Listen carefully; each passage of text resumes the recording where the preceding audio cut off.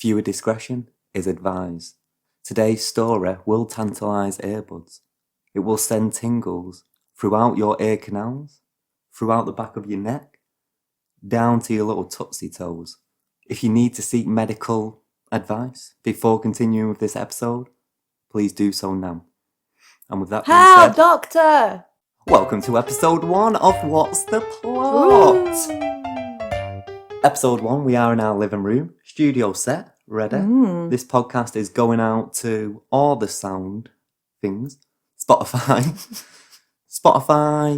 Amazon Music, Audible. I don't know if anyone listens to podcasts. Apple Music? I think so. Is that a thing? It's a thing, but I don't have Apple. So It's a thing now. It's a thing now. I don't have Apple, so I don't know if I YouTube? can. YouTube's going to be the main thing. Wow. But you can only view us if you're on YouTube. And if you can view us, you can see our comfy, cosy setup that we got going on. Yeah. Lights in the back, we've got a few plants, we've got some lights here. Of course, I'm rocking my two-toned smiley face. Podcast. So winky comfy. face? Winky Cheeky. face. And we've got a bottle of wine Wow. to celebrate episode 1, because this is big things. Also, what's the story time without wine? What is a story time about wine? This is historical. It's a moment in history, that's for sure. Especially for us. If this podcast takes off, this will be the episode we look back on. Wow. This will be the one where we say, remember that day. It'd be the one we'll look back on and be like, still can't remember the plot. This is everything we did wrong with the podcast. This is everything we did right. Yeah. We're ironing out the kinks. All right. Uh-huh. Wine? Why not? Glug, glug, glug. Thank you. One for you. Oh, seeing as Cameron's already told you all what he's wearing for the people that can't see us, this isn't saucy. I'm wearing jeans and a jumper. Anyway, cheers. To episode 1. To Big episode celebration. 1. May there be many more. Oh, yeah. Lebanese Again, wine. for the people that can see us, you can already see that I'm double parked. I have a peppermint tea and a red wine. Peppermint tea for the old vocal cords. Little red wine for the And the hydration. coziness. Yeah.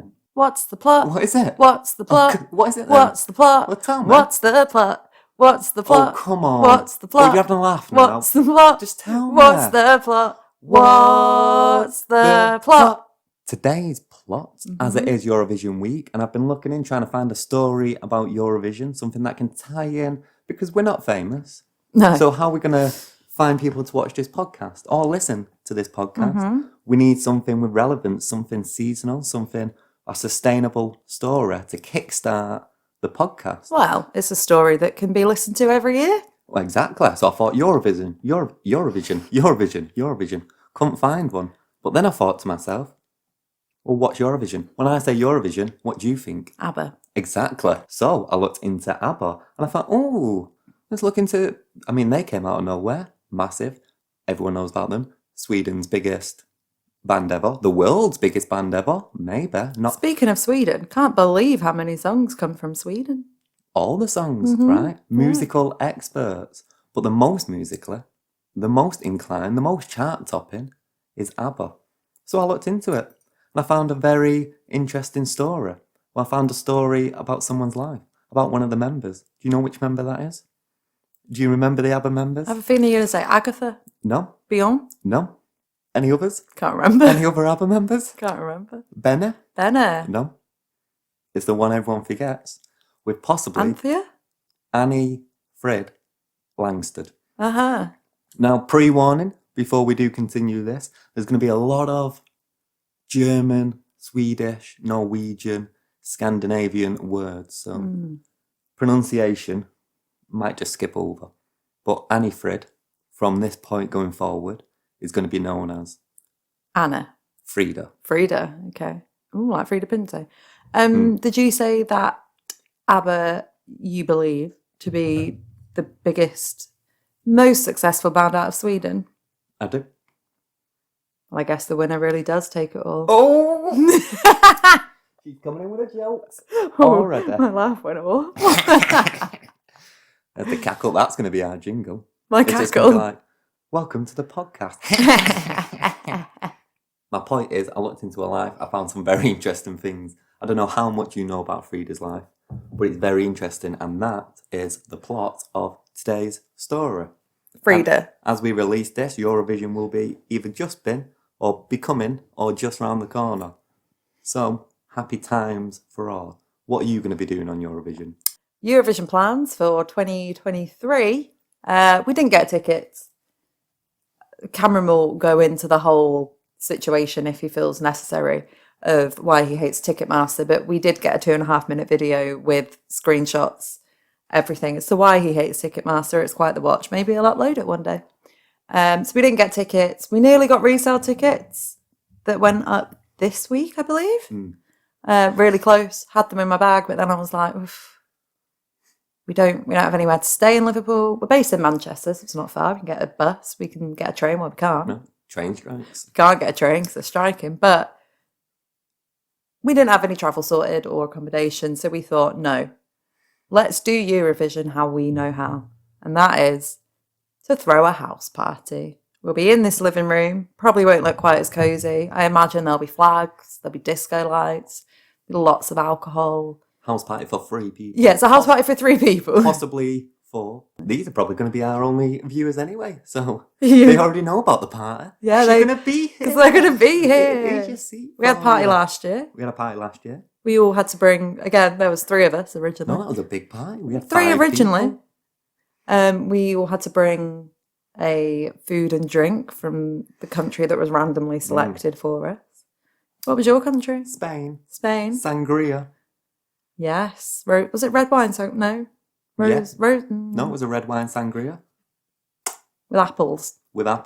Grapes. I put grapes Stunning. in there. Purple grape. Ooh, stunning. Red wine sangria with apples. Stunning. Nice. I was France. You was France? Struggled a little bit with the booze. Did I go for liquor 43 in the end? No. That was me as well. Oh. Spain. I got liquor 43. I came prepared. I got beer. It was Belgian beer though. Which, close enough. I mean, the flags aren't that similar, but I really excelled on the snack. My snack was bon sang and French stick, and boy, oh boy. Was it good? Even if I'm not France this year, I'm getting bon sang and French stick. I know. When it works, it works. If anyone is listening to this pre-Eurovision or post-Eurovision 2023, let us know what your plans are. Are you going to be there? Are we going to be very jealous of you being there? Are you also going to have a house party? We'd love to know. We would love to know. Is it going to be your first year watching Eurovision because the hype is real, because it's in this country? Or are you a long-time watcher like us? Can you comment on Spotify? I don't You're think so. a proud premium user. I am. Can you comment? No, but any questions, queries, anything that you want us to talk about, you can email hello@smartblend.co.uk. Swing by the YouTube. Because you can comment. You can comment there. You can So watch sorry about us. water, yeah. You can watch us. You can see us. Right, story time. Story time. Do we need What's a the separate plot? jingle? What's the plot? What is it? What's the plot? What's the plot? Come on, tell me now. What's the plot? What's the You're having a plot? laugh. What's the plot? What's the I need plot? to know. What's the plot? Oh, it's my turn. Okay, so I joked in the beginning about viewer discretion, but I would like to actually give a viewer discretion disclaimer. Parental guidance. Not parental guidance. Chapter 1 might be a little bit mentally draining for some people. As in, Buckle in! what do you call it? Chapter 1 is about the Lebensborn program. So that's a German word. If you know about this, you know about it. If you don't, you don't. But if you do know about it, it might be difficult. It might be a trigger for you. So, skip forward 5-10 minutes and it'll be over. It'll be all joyful from then. If you're on YouTube, I'm going to put the chapters at the bottom so you can see this next chapter is going to be called Lebensborn program. Skip past that to the next one. You'll still understand the story. You just won't have the triggers. You just won't have the triggers. But then you might get some other triggers. Maybe people are triggered by ABBA. It's very catchy. The story begins 1940s. Scandinavia. There is a war known as World War II. Hitler is rife throughout Europe, hence the trigger warning. Hitler did a lot of bad things to a lot of good people. He did. I'm sure he did bad things to bad people as well. He just did bad things to people. But a lot of what he did is overlooked. And why is it overlooked? Because he did so much bad things. Like if Hitler goes down the street, stabs someone, Yeah. it's not going to be like newspaper worthy, right? Because it's Hitler. You're going to be like, oh yeah, he stabs lots of people, kills lots of people. So, but if a normal person, if I stab someone, oh, newspapers, people constantly be going on about it. Cameron stabbed someone. You know what I mean? Okay. So a lot of the things he did are looked over. The Lebensborn program is one of those things that's often looked over, but was horrific. So as we all know, Hitler had an ideal person He did. that he liked. You remember Hitler's ideal person? German. But also blue eyes, blonde hair. Blue eyes, blonde We hair. know this. Yeah. One of the ways he tried to achieve this ideal world was through the Lebensborn program. Okay. So the Lebensborn program, which roughly translates in German to Spring of Life. In English. In English. Lebensborn means Spring of Life. Okay. Right? This is a notorious Nazi project. The perfect breed of person. We've gone through this. I got my notes. Blue eyes, blonde hair. And who fits that perfectly? Not me and you. Not me and you.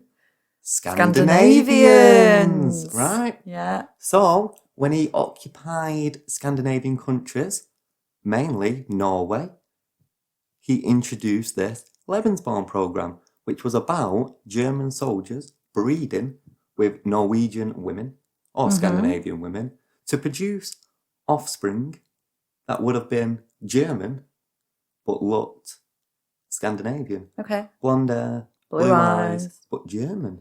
Right? Right. Okay, so here's a straight on what I took from Google. Okay. Wikipedia? Or No. just Google? Official. Okay. It's hard to find a lot of information about this. It's buried. The Lebensborn program encouraged German soldiers to have relations with Danish and Norwegian women. In Norway, just Norway, over 12,000 children were born of such relations. One of those children is the protagonist of today's story, a child called Anni-Frid Lyngstad, who we know now as Frida. They didn't just, breed these Norwegian women. Do the deed. Yeah, they also abducted children Christ. From across. So they'd split children into 3 categories. Right. Ideal, blonde hair, blue eyes. Not ideal. Maybe ideal, could grow into something. Could dye their hair. And then not ideal, which was basically 90% of people. So they would abduct children, split them into these categories. The ideal ones would go live with German Nazi families to be raised with German values. Okay. The maybe ideal, maybe not, would end up going to work for the Germans. And then the not ideal would go to concentration camps or just be straight Disgusting. straight up killed. I am going to interject with Please do. a question, actually. Oh, shoot away. So we're in the 40s, right? World War II was 39 to 45, right? Hair dye wasn't readily available. No. If Hitler was still around, how do you think he'd feel about hair dye? Because anyone could become his ideal. Well, I think he would love it because he would use it on himself. It is also odd that was his ideal when he didn't have blonde hair. I know, right? But then don't people say that today? People are all the Scandinavian are known to be the most attractive people on earth. So what we think is actually he was attracted to them. I think so. Okay, Something fair going enough. on. I don't really know. Fair enough. Please continue the story. I'm so sorry. Oh, it's quite all right. It's quite all right. Point being, Norway. This is right. And this is why there's a trigger warning. Because loads of kids was born this way. Mm-hmm. And this is the 40s, right? So a lot of them will be still traipsing around, maybe listening to this podcast episode. Or like your granddad could have been one. Your father could have been one. Your mother. My grandma. Your grandma. She She could was have been born one. during World War II. She could have been part of the Lebensborn program. She could have. Anyway, war finishes. God forbid you had a dormant brown-haired gene. Oof. Oh, Or a ginger gene. How did Hitler feel about gingers? Because I quite like a redhead. probably not very well. Anyway, the protagonist, Anna, Frida, was born as a produce of this program by her mother, who was a Norwegian woman, called Sini or Sinny. Okay. Once again, we're skipping over the bad pronunciation. Her father was a German sergeant called Alfred Hayes. Nazi. Nazi, Okay. of course. Mm. He was rife in this programme. He went right over to Norway. He was based in Norway, German occupied. He's a sergeant. He's just giving it out to everyone. Oh, crikey. And one of those children is Frida. Right, war's over. Brilliant. Fantastic. War is over. The Germans head back to Germany, head back to the homeland. Sergeant Alfred Hayes, or Haas, is Haase. Probably House. Alfred House heads back, dies on the way. His ship sinks. What can you do? I will go down with this ship. I will stop. Oh no, it's quite all right. You jingle away. So he's gone. Everyone's happy. Woo! Norway's gone back to its Norwegian roots. They're free to do as they want. Norway's gone back to its Norway. Norway's gone back to its Norway. Yeah, right. Exactly. However, a lot of these kids that were born from this programme, now living in Norway, they're ostracized.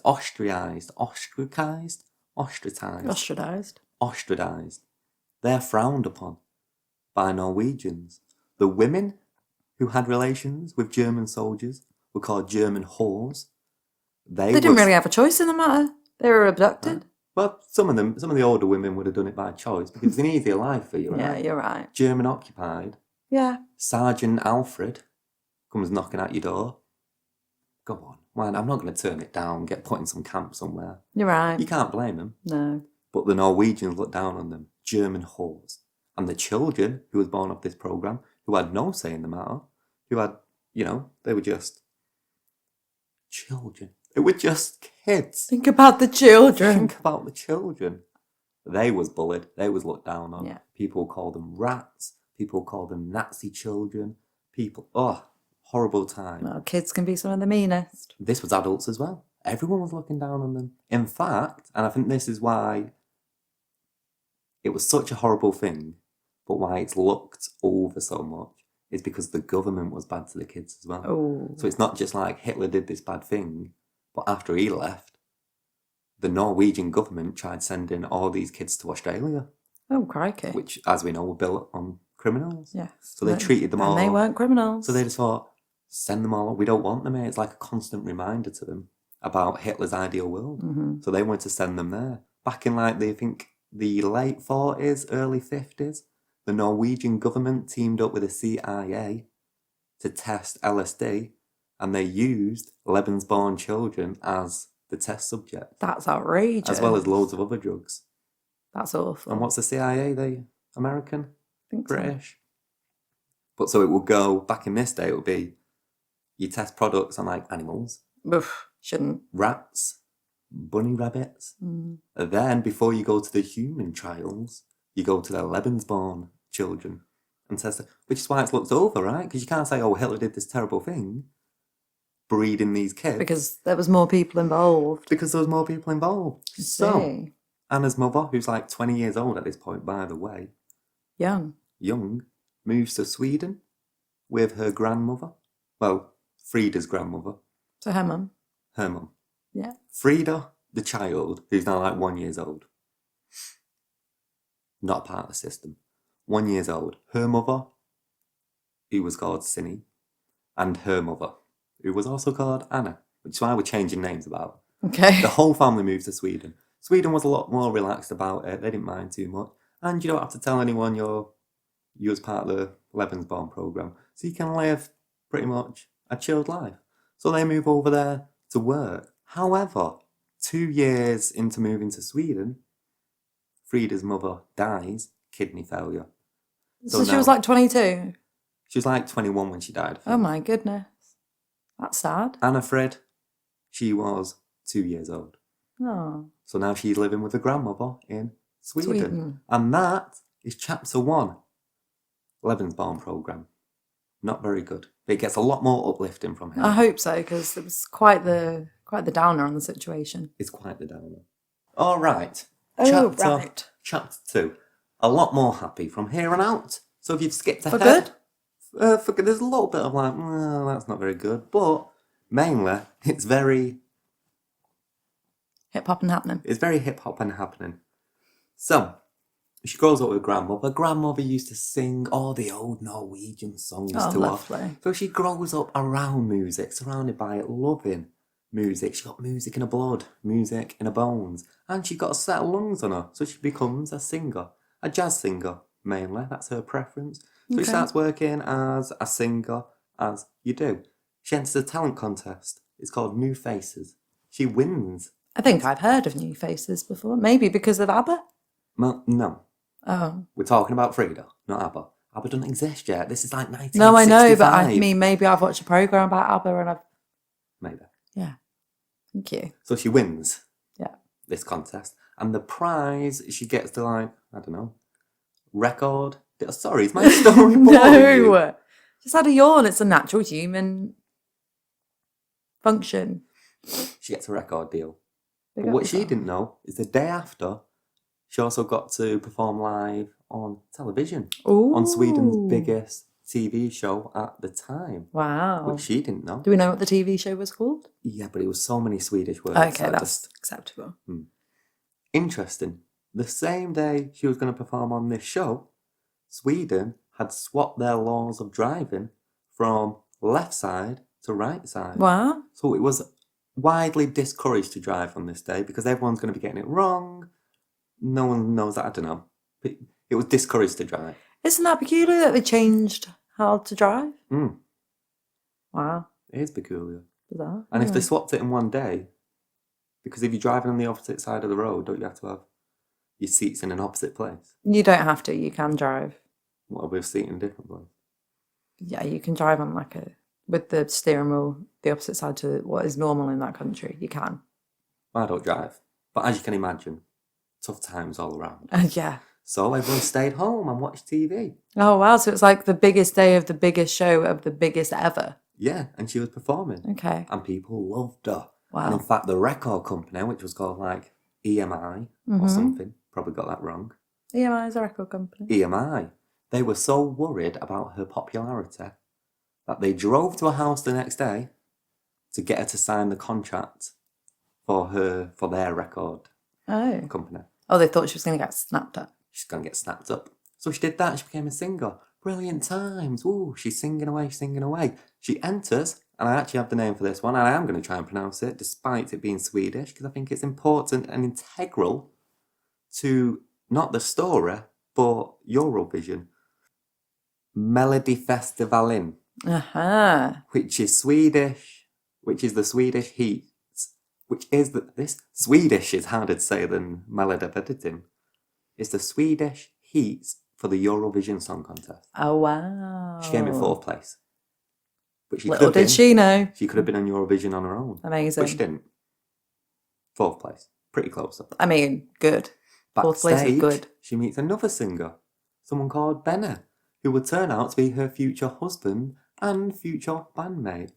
Benny then produces Frida's first ever album, self-titled Frida, which is why we're calling her Frida throughout this, instead of Anni-Frid Lyngstad.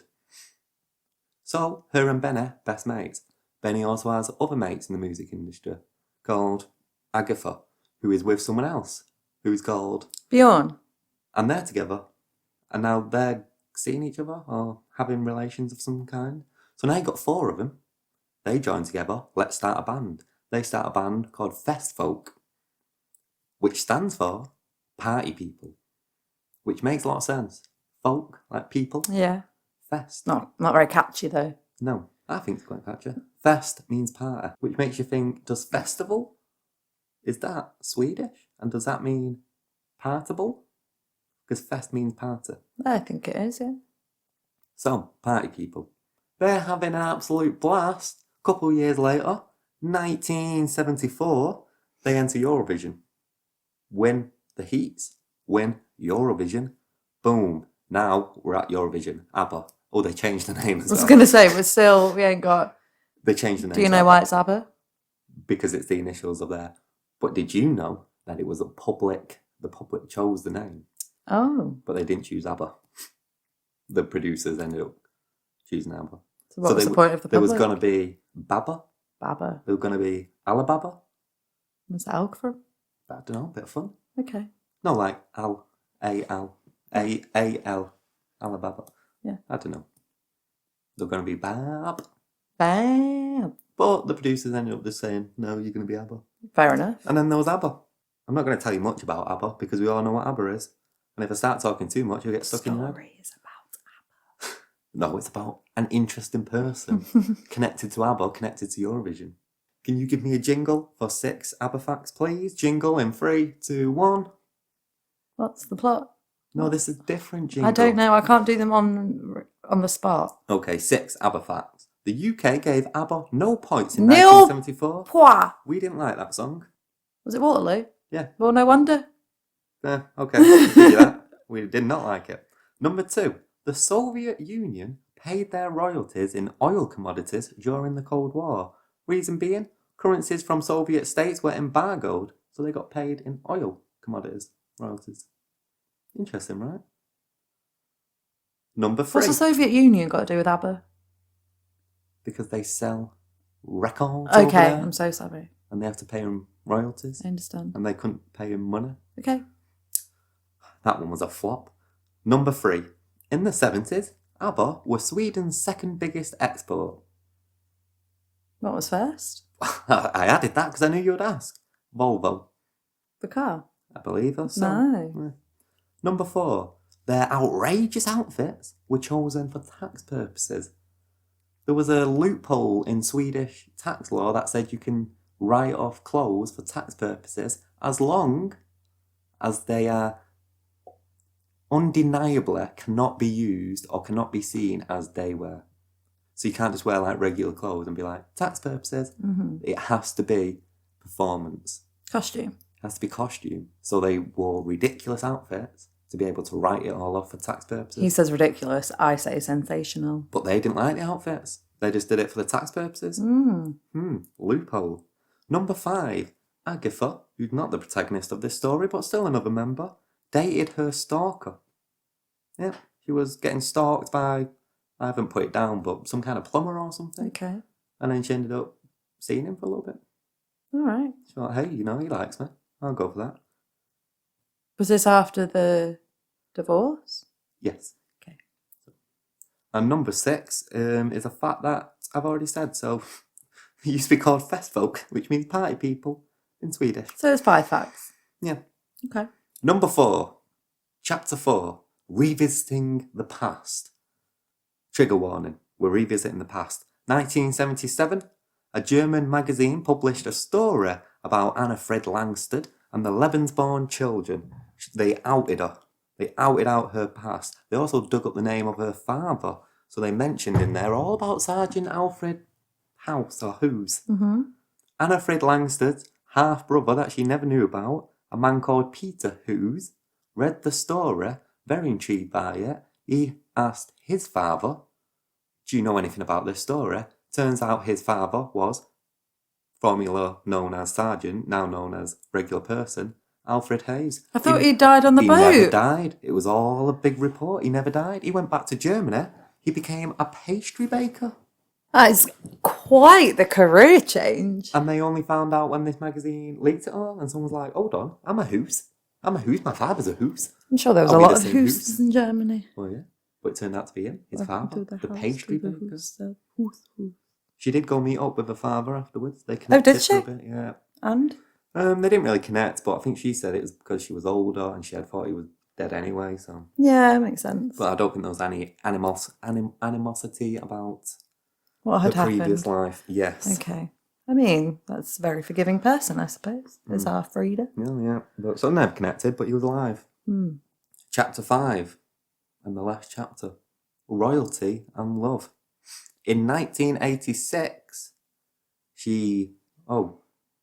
I've got facts for you about ABBA. They disbanded in 1982. Thank you.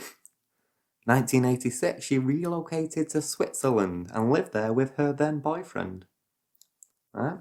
Her boyfriend was a landscape architect, and his name, and it's a long one, so I have to have my notes, and now we got some more hard to pronounce words. Pronunciations. Yeah, there we go.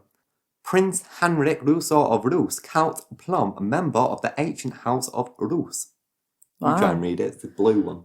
Prince Heinrich Rousseau of Reus, Count of Pladen, member of the ancient house of Reus.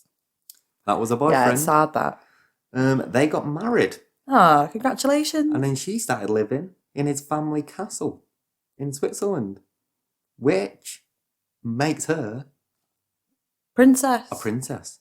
She is a princess. Frida, Wow. 1/4 of ABBA, 25% of ABBA is actual royalty.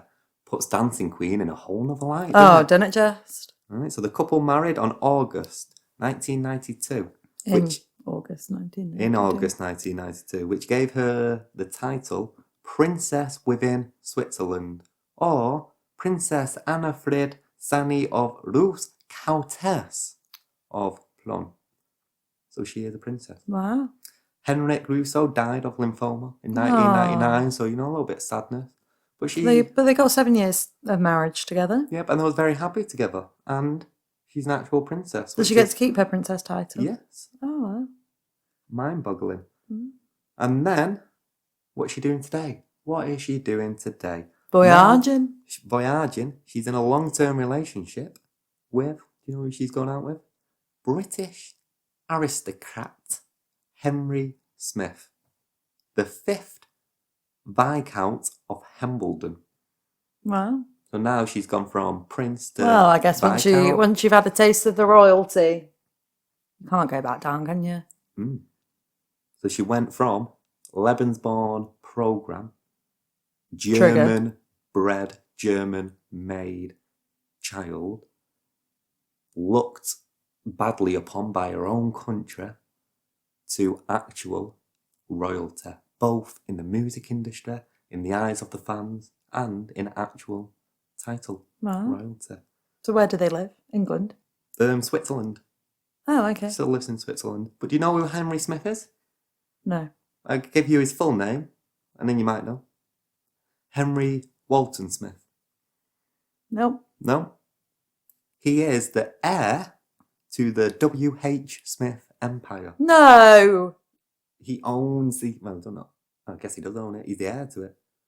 He's the 5th Henry, so his great-great-granddad, or his great-great-great-granddad started the company in 1792. The original Henry Walton Smith I and his wife Anna started W.H. Smith. So she is now with the heir to W.H. Smith. That's crazy. And we get a lot of American people viewing my YouTube channel. So do you want to describe W.H. Smith to them? Because they don't have him there. Do you know what? It's been a good few years since I've been in a W.H. Smith's. But it's essentially a shop that you get all sorts. You get books, stationery, magazines. I think you can get like food bits, a couple of food bits. Yes, they have them a lot at train stations, which they're overpriced. Well, I looked into this. So they started retail, high street, opened one in a train station, massively popular. Obviously. And then there was like Euston, Manchester, Newcastle, massively popular, and they became like the train station brand. I wonder what made them go for W.H. Smith's, not H.W. Smith's. W.H. Smith. Because they were Henry Walton Smith. That's a good... Walton? Yeah. That is a good thing. However, that is another plot for another day. That's the plot. That's the plot. That's the plot. We know it now. That's the plot. Thanks for telling me. That's the plot. Oh, it was so That's amazing. the plot. Who That's knew that the about plot. the royalty thing? That's the plot. Oh my god. That's the plot. It technically means, What? if anyone who's connected the dots, ABBA is not fully Swedish. She's Norwegian. Oh my lord. And German. Yeah, 25% of ABBA is not Swedish. is not Swedish. Who'd have thought it? I mean, she moved there when she was 1. You may not be Swedish blooded, but if you've lived there your entire life until a certain age, you can say you're Swedish. True, but I think she would call herself Norwegian. I don't know how she feels about Norwegians until she had to move. I think it was a very interesting story, actually. She's been through more than I thought she'd been through. Right. And it makes me wonder if there was reason why she is always the forgotten about one. I wonder if they kind of tried to keep it that way at first, so that she didn't have to have all of this brought up. But then obviously she did. But I wonder if that potentially was a bit planned for her to be a bit more in the background as opposed to Agatha. Maybe. Don't know why she's forgotten about one though. She seems to have a very interesting story. Very interesting. I don't think the others have that interesting of a story. Royalty. None of the others are actual princesses and princes. Princess. Wow. Lebensborn's a princess. Maybe that's what I'll call this. Episode name. Needs a name. Do you have any name suggestions? ABBA from Baba to ABBA. The winner takes it all. The winner takes it all. Royalty, Nazism. From rags to royalty. Ooh, I like it. That concludes our very first episode. Now, I do hope you stick with us throughout this journey. There may be a little bit of teething problems throughout. Microphone placement. Maybe we're erming too much. Maybe we're too much flailing. We're over here. We're whispering. We're shouting. We don't know yet.